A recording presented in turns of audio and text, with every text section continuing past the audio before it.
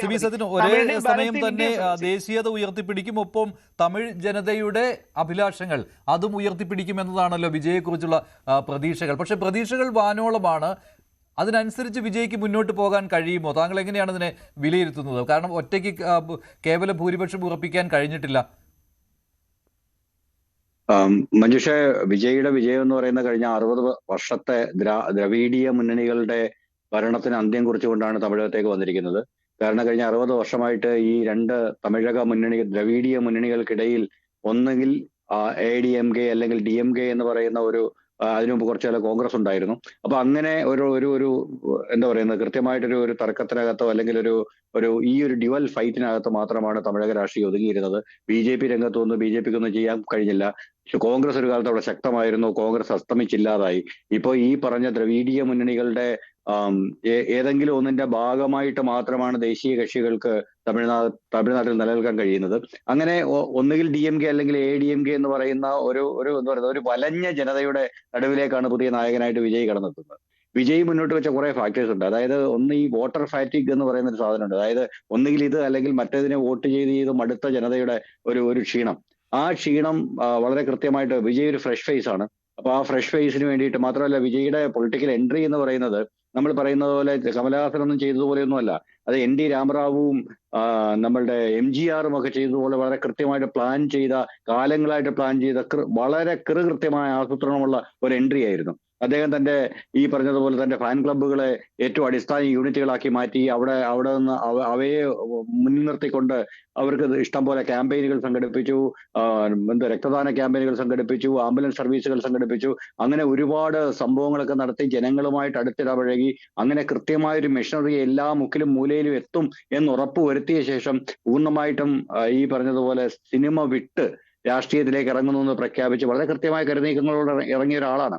അദ്ദേഹത്തിന്റെ ഏറ്റവും വലിയ സംഭവം എന്ന് പറയുന്നത് ഈ പറഞ്ഞ ജെൻസി വോട്ടേഴ്സ് ആണ്.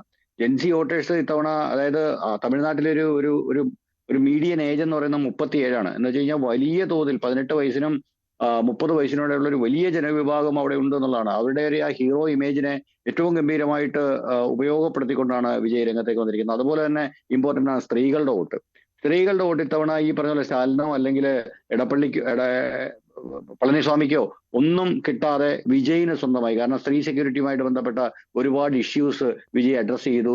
സ്ത്രീ സെക്യൂരിറ്റിയുമായിട്ട് ബന്ധപ്പെട്ടിട്ട് ഒരുപാട് പ്രശ്നങ്ങൾ കഴിഞ്ഞ ഗവൺമെന്റ് ഉണ്ടായിരുന്നു. അപ്പൊ ഇതെല്ലാം വളരെ കൃത്യമായിട്ട് അഡ്രസ് ചെയ്തിട്ടാണ് വിജയ് കടന്നു വരുന്നത്. അപ്പം ഇതിനകത്ത് അതിനേക്കാൾ അതുപോലെ തന്നെ ഇമ്പോർട്ടന്റ് ആയ മറ്റൊരു ഫാക്ടറാണ് വിജയ് ജാതി ഇതിനകത്ത് ഉപയോഗിച്ചില്ല എന്നുള്ളത്. കാരണം നമുക്കറിയാം സൗത്ത് ഇന്ത്യയിലെയും നോർത്ത് ഇന്ത്യയിലെയും എല്ലാ സ്ഥലങ്ങളിലും ജാതി രാഷ്ട്രീയം വളരെ ക്ലിയർ ആണ്. അപ്പൊ ആ ജാതി രാഷ്ട്രീയത്തിന്റെ എവിടെയും വിജയ് തൊട്ടില്ല. വിജയ് അതിനകത്ത് ഒരു സംഭവം ജാതിപരമായിട്ടോ മതപരമായിട്ടോ ഉള്ള ഒരു സ്പർദ്ധയോ അല്ലെങ്കിൽ അത്തരം ഒരു വാക്കോ തന്റെ പ്രചരണത്തിലേക്ക് കൊണ്ടുവന്നില്ല. അതുപോലെ തന്നെ എന്താ പറയുന്നത്, അഴിമതിരഹിത ഭരണമാണ് ഇത്തവണത്തെ ഏറ്റവും വലിയ അട്രാക്ഷൻ വിജയ് മുന്നോട്ട് വെച്ചത്. കാരണം എന്തുകൊണ്ടാന്ന് വെച്ച് കഴിഞ്ഞാൽ ഈ പറഞ്ഞ DMK വന്നാലും ADMK വന്നാലും ഏറ്റവും വലിയ സ്ട്രോങ് ആയിട്ടുള്ള ഫാക്ടർ എന്ന് പറയുന്നത് കറപ്ഷനാണ്. കാരണം എല്ലാ ഇടപാടിലും, അതായത് ചെറിയ വസ്തു ഇടപാട് മുതൽ നഗരങ്ങളിലെ ഏറ്റവും വലിയ എന്താ പറയുക കമ്പനികൾ വിൽക്കുകയും വാങ്ങുകയും ചെയ്യുന്ന അടക്കമുള്ള ഇടപാടുകളിൽ ഈ പറഞ്ഞ പോലെ കൃത്യമായിട്ട് കമ്മീഷൻ വാങ്ങിക്കുകയും കൃത്യമായിട്ട് പൊളിറ്റിക്കൽ ഇൻവോൾവ്മെന്റ് ഉണ്ടാവുകയും ചെയ്യുന്ന ഒരു സാമൂഹ്യ അവസ്ഥ തമിഴ്നാട്ടിൽ നിലനിന്നു. അപ്പൊ വിജയ് മുന്നോട്ട് വെച്ച കറപ്ഷൻ ഇല്ലായ്മ എന്ന് പറയുന്ന ഒരു മുദ്രാവാക്യം AAP അവിടെ വന്നതുപോലെ തന്നെയുള്ളൊരു മുദ്രാവാക്യം ഡൽഹിയിൽ വന്നതുപോലെ. അപ്പൊ അത് വളരെ ഗംഭീരമായിട്ട് ജനങ്ങളെ ആകർഷിച്ചു. പിന്നെ വിജയിയുടെ ഒരു എന്താ പറയുക സിനിമാറ്റിക് കരിസ്മ അതൊരു വലിയ ഘടകമാണ്. കാരണം വിജയെ കാണാനും വിജയെ ഒരു നോക്ക് കാണാനും ഒന്ന് സ്പർശിക്കാനും ഒക്കെ ആയിട്ട് വരുന്ന ഒരു വലിയ ജനക്കൂട്ടത്തിന്റെ ഇത്. പിന്നെ രണ്ടാമത് മക്കൾ അച്ഛനമ്മമാരെ കൊണ്ട് സത്യം ചെയ്യിക്കുകയാണ് വിജയിന് മാത്രമേ വോട്ട് ചെയ്യൂ. അങ്ങനെ ഒരുപാട് വൈകാരികവും സാമൂഹികവുമായ നിരവധി ഫാക്ടേഴ്സിനെ കൃത്യമായിട്ട് ഉപയോഗപ്പെടുത്തിക്കൊണ്ടാണ് വിജയ് വന്നത്. വിജയിന്റെ 6 മാസം ഈ പറഞ്ഞാൽ വിജയ് ഒരു മികച്ച അഡ്മിനിസ്ട്രേറ്റർ ആണെന്ന് ഇതുവരെ തെളിയിച്ചിട്ടില്ല. പക്ഷെ മികച്ച ആസൂത്രകരാണെന്ന് തെളിയിച്ചു കഴിഞ്ഞു. കാരണം വിജയുടെ ഒരു പൊളിറ്റിക്കൽ എൻട്രി വിജയുടെ ഒരു കൃത്യമായ ആസൂത്രണത്തിന്റെ ഫലമാണ്. അപ്പൊ ആ കൃത്യമായ ആസൂത്രണം അതുപോലെ തന്നെ ഭരണതലത്തിൽ നടപ്പിലാക്കാൻ വിജയിന് സാധിച്ചു കഴിഞ്ഞാൽ വിജയ് അടുത്ത 1 വർഷത്തിനുള്ളിൽ തമിഴ്നാട്ടിൽ ഒരു വലിയ വിപ്ലവം ഉണ്ടാകും. ഇതേ ആസൂത്രണം തന്നെ വിജയ്ക്ക് ഭരണത്തിലും കാഴ്ചവെക്കാൻ കഴിയുമോ എന്നുള്ള കാര്യം ഇടവേളയ്ക്ക് ശേഷം മടങ്ങിയെത്താം.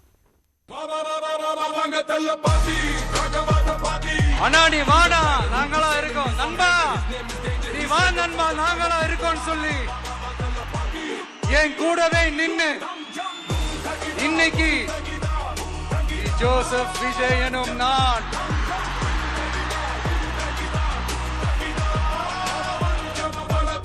is a new beginning.